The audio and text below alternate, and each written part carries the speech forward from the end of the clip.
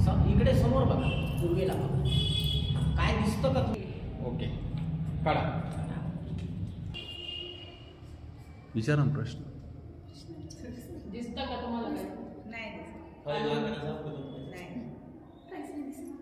खालच्या बाजूला पण नाही.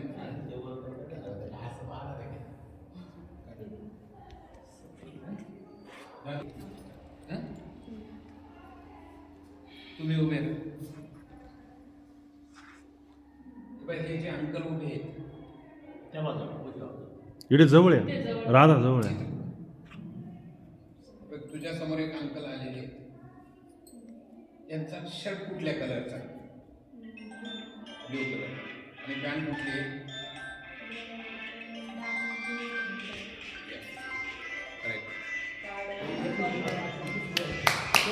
हे बघा, हे बघून घ्या काय लिहिलेलं आहे. काय लिहिलेलं आहे ते बघा एकदा.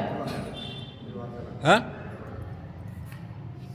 दादा, हे बघा, हे वाच काय? मेगा. करेक्ट. आणि त्याच्या खाली काय लिहिलेलं आहे?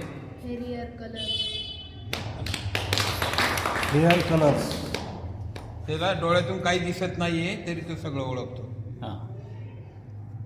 हे बघ कलर पिशवी. आता आपल्या समोर एक पिशवी आहे. हे बघा, तुम्ही एकदा बघून घ्या हे काय आहे वगैरे सगळं. दादा, हे बघ,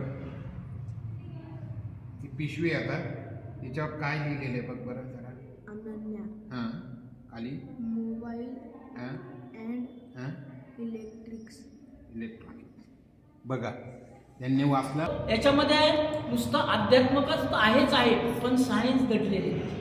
अशी कोणती तिसरीच्या पुढे काही नातवंड आहेत, मुलं असतील 11वीपर्यंत, तर आपल्याला इथे कोर्स घ्यायचा आहे.